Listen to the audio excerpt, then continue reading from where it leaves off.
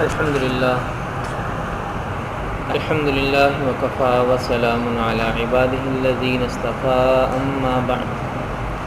أما بعد فأعوذ بالله من الشيطان الرجيم بسم الله الرحمن الرحيم قالت رسلهم أفي الله شك فاطر السماوات والأرض يدعوكم ليغفر لكم من ذنوبكم ويؤخركم إلى أجل مسمى قالوا إن أنتم إلا بشر مثلنا تريدون أن تصدونا عما كان يعبد آباؤنا فأتونا بسلطان مبين صدق الله العظيم وصدق رسوله النبي الكريم اللهم صل على سيدنا محمد وعلى آل سيدنا محمد واصحاب سيدنا محمد وبارك وسلم علیہ۔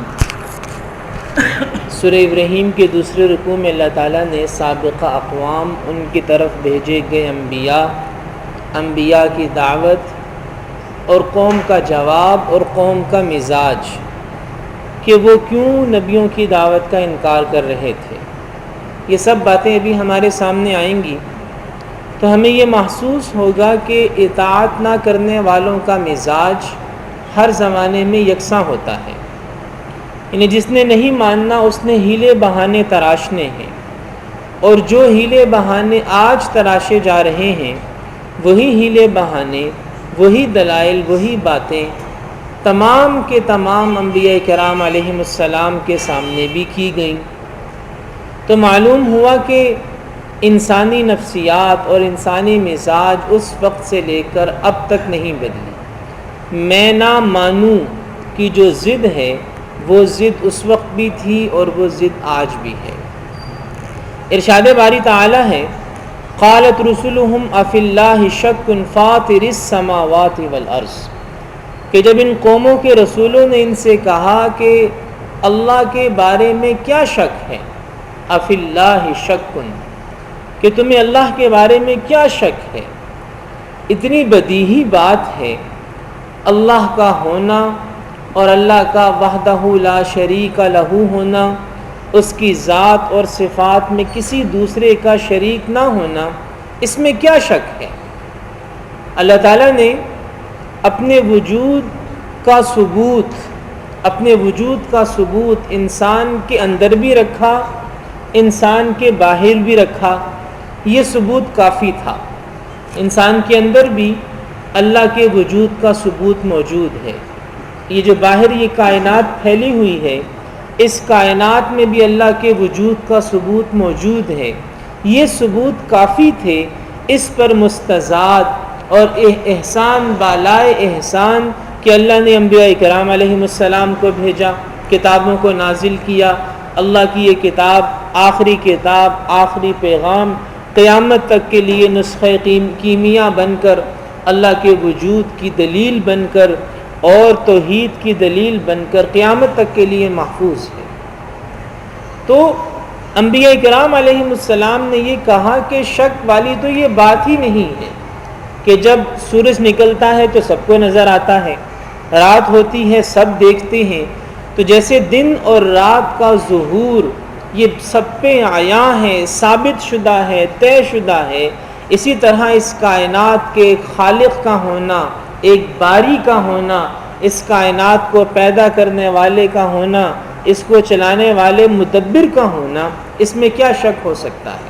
افی اللہ شک فاطر السماوات والارض، جو زمین و آسمان کو پیدا کرنے والا ہے اور چلانے والا ہے، ایک ایک انسان اللہ کے وجود کی دلیل، اس کائنات کا ایک ایک ذرہ اللہ کے وجود کی دلیل کہ پیدا کرنے والا بھی ہے اور چلانے والا بھی ہے۔ یہ جو انسانی جسم ہے، انسانی جسم کے اندر ہزارہا نظام چل رہے ہیں، ہزارہا نظام، ایک دو نظام نہیں ہیں، ایک انسان کے جسم کے اندر ہزاروں نظام چل رہے ہیں۔ اب وہ نظام ٹھیک چلتے رہتے ہیں، اچانک کسی وقت کسی نظام کے اندر خلل پیدا ہو جاتا ہے، اب اس خلل کو درست کرنے کے لیے دوائی استعمال کی جاتی ہے۔ مثال کے طور پر انسولین بنانے والے انسانی جسم کے عضو نے اگر انسولین بنانا زیادہ کر دی، اب انسان بیمار ہو گیا، اب اس کے لیے دوائی، انسولین بنانا کم کر دی، اب اس کے لیے دوائی۔ اب وہ جو خلل پیدا ہوا اور اس خلل کو درست کرنے کے لیے آپ نے دوائی استعمال کی، یہ تو نظر آ رہا ہے، لیکن وہ جو کئی سال بغیر دوائی کے وہ نظام ٹھیک چلتا رہا، دل ٹھیک کام کرتا رہا، پھیپھڑے ٹھیک کام کرتے رہے، آنکھیں ٹھیک کام کرتی رہیں، وہ جو اس کا ٹھیک کام کرنا ہے وہ نظر کیوں نہیں آ رہا؟ اور اس ٹھیک کام کے پیچھے جو قوت ہے وہ قوت نظر کیوں نہیں آ رہی؟ ایک دوائی کی تاثیر تو نظر آ رہی ہے، لیکن اس دوائی کی تاثیر کے بغیر اس نظام کو چلانے والی جو مؤثر ذات ہے وہ نظر کیوں نہیں آ رہی؟ تو نبیوں کا دعویٰ تو بڑا سیدھا تھا۔ تمہیں شک کس بات کا ہے کہ جب ایک کام نہیں ہوتا، جب اسے کرتے ہو کسی بھی آلے کے ذریعے سے اس آلے کی تاثیر نظر آ رہی ہے، اور جب وہی کام بغیر کسی آلے کے ہو رہا ہے، کئی سال سے ہو رہا ہے، تو وہ تاثیر تمہیں نظر کیوں نہیں آ رہی؟ سورج غائب ہو گیا، اندھیرا ہو گیا، آپ نے بلب جلا لیا، بلب کے پیچھے بلب کا بنانے والا، بلب کے پیچھے بجلی کی تار، اس بجلی کی تار کے پیچھے گریڈ اسٹیشن، اس کے پیچھے ڈیم میں لگے ہوئے وہ سارے آلات، ان کی تاثیر تو آپ کو نظر آ رہی ہے کہ رات ہوئی، بلب جلایا، روشنی ہو گئی، اس کے پیچھے پورے نظام کی تاثیر آپ کو نظر آ رہی ہے۔ وہ جو سارا دن سورج جگمگ کرتا رہا، اس سورج کے پیچھے جو مؤثر ذات ہے، اس ذات کا اثر نظر کیوں نہیں آ رہا؟ لہٰذا انبیاء کرام علیہم السلام افی اللہ شکن، اس بدیہی بات میں بھی تمہیں کیا شک ہے؟ فاطر السماوات والارض، جو زمین و آسمان کو پیدا کرنے والا ہے اور اس نے اس کائنات میں اپنے وجود کے دلائل رکھے، تمہیں اپنی اطاعت کا حکم دیا، اور یہ حکم جو اس نے اپنے فائدے کے لیے نہیں دیا۔ یہ کیوں دیا؟ یدعوکم لیغفر لکم من ذنوبکم، یہ اس لیے دیا تاکہ وہ تمہارے گناہوں کو معاف کرے، تاکہ وہ تمہیں اپنے مہمان خانے جنت میں داخل کرے، تاکہ تم اس امتحان میں کامیاب ہو جاؤ، اور کامیاب ہونے کے بعد کامیابی کا اعزاز تمہیں ملے، تمہیں کامیابی کا بدلہ ملے۔ یہ نبیوں کی مختصر سی سیدھی سی دعوت۔ اب قوم کا جواب ملاحظہ فرمائیے۔ قالوا ان انتم الا بشر مثلنا، پہلا اعتراض یہ ہے کہ تم تو ہمارے جیسے ہی بشر ہو، ہمیں تو نبی کا بشر ہونا قبول نہیں۔ ان انتم الا بشر مثلنا، کہ تم تو ہمارے جیسے ہی بشر ہو، ہمیں نبی کا بشر ہونا قبول نہیں۔ ہمیں تو ایسا نبی چاہیے جو ما فوق البشر ہو، وہ بشر نہ ہو بلکہ ما فوق البشر ہو، اس لیے کہ ہمیں قبول نہیں ہے کہ نبی بشر ہو۔ پہلا اعتراض تو یہ تھا۔ اور دوسرا اعتراض کیا ہے؟ تريدون ان تصدونا عما كان يعبد آباؤنا، دوسرا اعتراض یہ ہے کہ تم ہمیں ان تمام چیزوں سے منع کر رہے ہو جو ہمارے آباء و اجداد کیا کرتے تھے، یہ بھی ہمیں قبول نہیں، کہ جو ہمارے بڑے عرصہ دراز سے کرتے آئے ہیں ہم اس سے ہٹیں، یہ ہمیں قبول نہیں ہے۔ اب یہ ہیں اعتراضات، اور یہ ہے ضد، اور یہ ہے عمل نہ کرنے کا بہانہ، اور یہ ہے میں نہ مانوں کی ضد۔ پہلا اعتراض کہ ہمیں ایسا نبی قبول نہیں ہے جو ہمارے جیسا بشر ہو، اور دوسرا اعتراض کہ ہم اپنے آباء و اجداد کی رسمیں، ان کے رواج، ان کے طور طریقے، ہم اس سے نہیں ہٹ سکتے، لہٰذا ہم تمہاری بات ماننے کے لیے تیار نہیں ہیں۔ اور پھر تقاضا کیا ہے؟ فَأْتُونَا بِسُلْطَانٍ مُبِينٍ، کہ یہ جو تمہاری دعوت ہے، یہ جو تم آیتیں پڑھ کے سناتے ہو، یہ جو حدیثیں سناتے ہو، اس سے ہم نہیں مانیں گے۔ تم ہمیں کوئی ایسا عمل کر کے دکھاؤ جو خلاف عقل ہو، جو انسانی فطرت کے خلاف ہو، کوئی معجزہ دکھاؤ، کوئی ہوا پہ اڑ کے دکھاؤ، کوئی پانی پہ تیر کے دکھاؤ، کوئی ایسی چیز دکھاؤ کہ جو خلاف عقل اور خلاف عادت ہو۔ فَأْتُونَا بِسُلْطَانٍ مُبِينٍ۔ ہم یہ آیتیں اور یہ حدیثیں یہ ہماری سمجھ میں نہیں آتی، ہمیں تو کچھ کر کے دکھاؤ، کوئی اڑ کے دکھاؤ، کوئی تیر کے دکھاؤ، کوئی تھوڑے سے پانی کو زیادہ کر کے دکھاؤ، پھر ہم مانیں گے۔ تو یہ میرے محترم بھائی اور دوستو، آج بھی صورتحال اس سے مختلف نہیں ہے۔ آپ کسی کو حق کی بات بتائیں، وہ کہتا ہے کہ ہم اپنے بڑوں کے طور طریقے نہیں چھوڑ سکتے۔ آپ اس کو قرآن پڑھ کے سنائیں، اس کو حدیثیں سنائیں، اس کو دین کی بات سنائیں، کوئی اثر نہیں ہے۔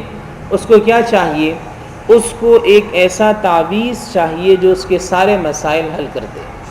اس کو ایک ایسا نسخہ اور ایسا وظیفہ چاہیے کہ اس کے سارے دشمن ہلاک ہو جائیں، تباہ و برباد ہو جائیں۔ اس کو یہ چاہیے، اس کو عمل کرنے کے لیے قرآن یا حدیث یا سنت نہیں چاہیے، بس اس کو بھی مختصر راستہ چاہیے، کامیابی کا شارٹ کٹ چاہیے۔ اس نے پیپر دینے ہیں، محنت نہیں کرے گا، اسے وظیفہ بتا دیں کہ جس وظیفے کی وجہ سے وہ امتحان میں کامیاب ہو جائے۔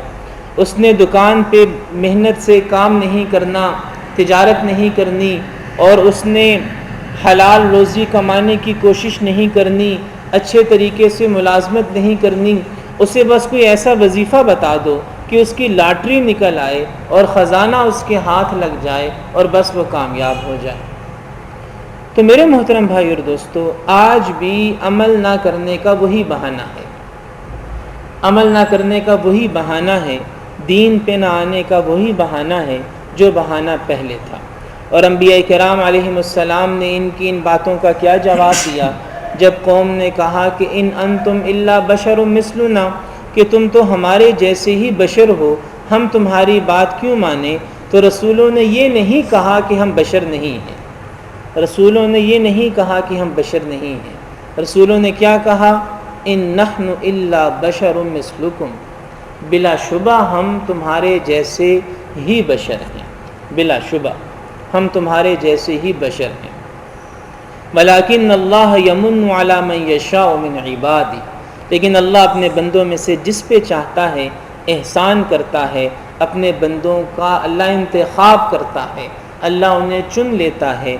بے شک ہم بشر ہیں، لیکن اللہ نے ہم پر احسان کیا اور ہمیں اس نبوت کے منصب پر سرفراز فرمایا۔ پہلے بھی اس موضوع پر بات ہوئی تھی کہ اللہ تعالیٰ چاہتا تو ما فوق البشر ہستیوں کو بھی نبی بنا کر بھیج سکتا تھا، لیکن قوم قیامت کے دن یہ عذر پیش کرتی ہیں کہ یا اللہ، آپ نے جنہیں نبی بنا کر بھیجا تھا وہ ما فوق البشر تھے، ہم بشر تھے، ہم بشر ما فوق البشر کی اتباع کیسے کرتے؟ ہم ان کی اتباع کے قابل نہیں تھے، لہٰذا ہمارا عذر قبول فرما۔ اللہ نے اس عذر کو ختم کر دیا کہ تم بھی بشر اور جو نبی بھیجے گئے وہ بھی بشر، تمہاری بھی ضروریات ان کی بھی ضروریات، تو تمہارے لیے ان کی اتباع اور اطاعت کرنا عین ممکن تھا، عین عقل کا تقاضا تھا کہ تم ان کے نقش قدم کی پیروی کرتے۔ لہٰذا اللہ تعالیٰ نے اپنے بندوں میں سے ہی انتخاب فرمایا، چنا اپنے خاص بندوں کو، برگزیدہ بندوں کو، اور انہیں نبی بنا کر دنیا میں مبعوث فرمایا۔ لیکن قوموں کا، نہ ماننے والوں کا اصرار یہی تھا کہ کیوں بشر ہی کو خاص کر دیا گیا، کیوں ہم ہی میں سے رسولوں کو بھیجا گیا؟ تو انبیاء کرام علیہم السلام کا جواب یہ تھا، وَلَٰكِنَّ اللَّهَ يَمُنُّ عَلَىٰ مَن يَشَاءُ مِنْ عِبَادِهِ، اللہ جس پر چاہتا ہے احسان فرماتا ہے۔ اس موضوع پر مزید بات ہوگی، اللہ پاک ہم میں سے ہر ایک کو عمل کی توفیق